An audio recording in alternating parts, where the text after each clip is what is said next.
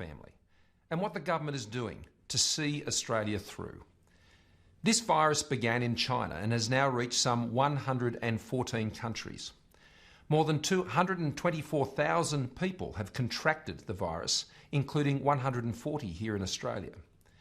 The medical experts tell us that for most Australians in good health who contract the virus, they will experience a mild illness. That said, this virus is also highly transmissible, and for those Australians whose health is more vulnerable, especially the elderly, the risk is more severe. While this is a global health crisis, there are very real and significant economic impacts. For all of these reasons, we have been taking the coronavirus very seriously.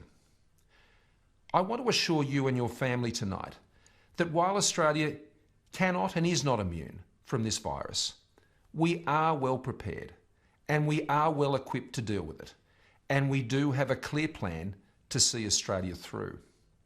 Our plan has 3 goals. 1, protect Australians' health.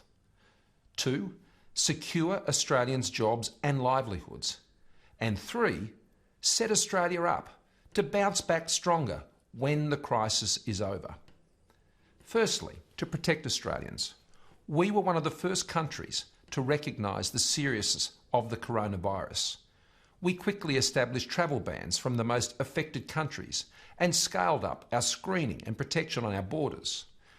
We evacuated Australians from virus hotspots and set up quarantine facilities.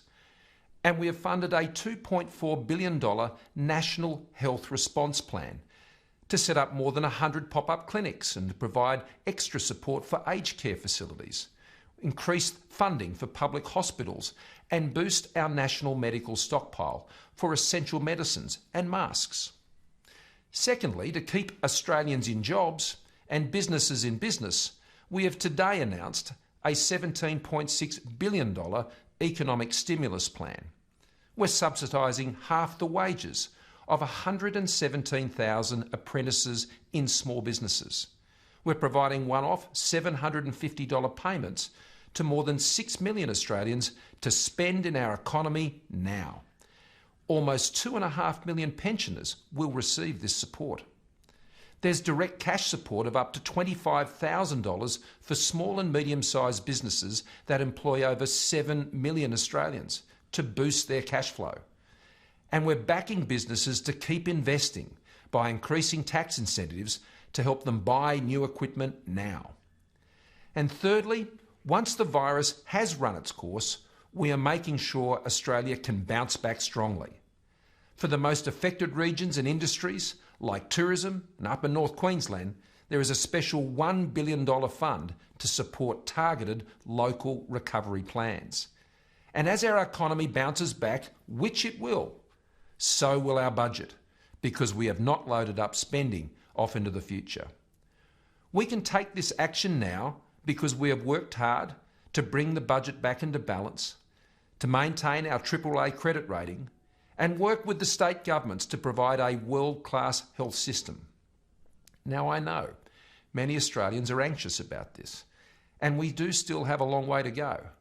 But be assured, we are taking action, and we have a clear plan. The months ahead will present many challenges, but we will respond to them. We will continue to keep you updated and take decisions based on the best possible medical advice. And if you have any questions, please visit health.gov.au or talk to your local GP. We'll get through this together, Australia.